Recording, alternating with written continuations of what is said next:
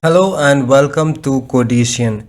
Today I am going to show you how you can fix this error. Microsoft has blocked macros from running because the source of this file is untrusted.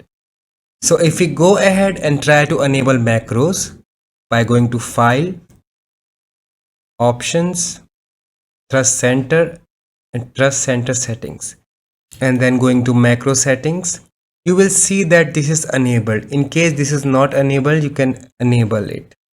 Now click on OK, but still I am getting this error.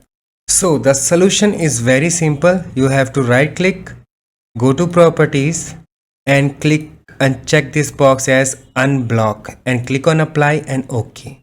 Now if you open this one, this should open good.